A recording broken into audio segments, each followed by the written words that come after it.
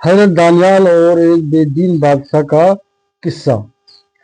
बाबुल की गली कूचों में खुशियों का जश्न मनाया जा रहा था और उस काशिफ की आमद का भी खूब लुत्फ अंदाज ले रहे थे जो शाम और फलस्तीन से नए नसीर की शानदार फतेह की खबर लेकर आया था।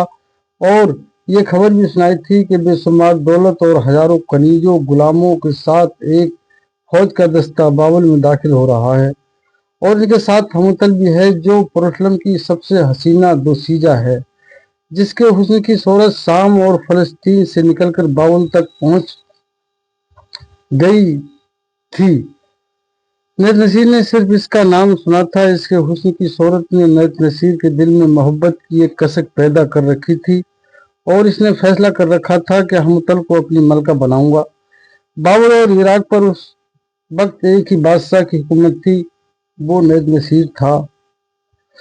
नैत नसीर एक दिलेर बादशाह था, मगर उसने अपनी ताकत का इस्तेमाल बड़ा गलत कर रखा था। मजहबी लिहाज से वो बुत परस्त था और इसकी फौज जिस इलाके को निकल जाती उस इलाके को निस्तो नाबूद और बर्बाद कर डालते थे और वक्ती कानून के मुताबिक फतेह इलाके को गुलाम बना लेते थे। इन्हीं जीते हुए इलाकों से हजरत दानियाल को भी गिरफ्तार करके चंद आलिमों के साथ बाबुल रवाना कर दिया और जब ये आलिम बाबुल में बादशाह के सामने पेश किए गए तो बादशाह ने इनकी कदर की और दरबार में अपनी खिदमत के लिए रख लिया। हजरत दानियाल को दरबार से कोई दिलचस्पी न थी।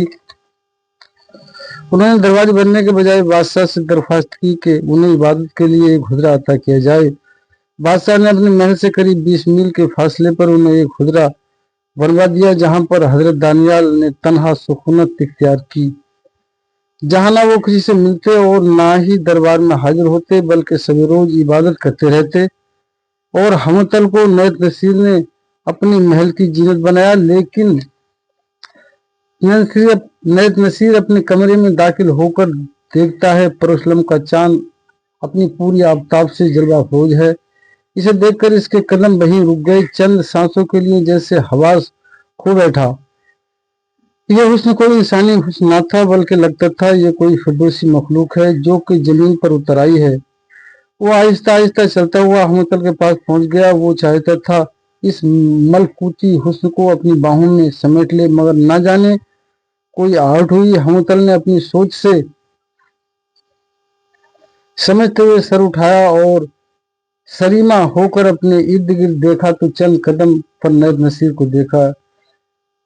नैत नसीर को देखकर वो चौंक गई। नैत नसीर ने इसे देखकर कहा, हमतल तू कैदियों के साथ आई है, मगर खुद तो कैदी मत समझ, तू शाही मेहमान है, बल्कि इस कचरे की मालिक है। लिहाजा कोई तजवीज मत कर, तुझे अपनी मलका बनाऊंगा।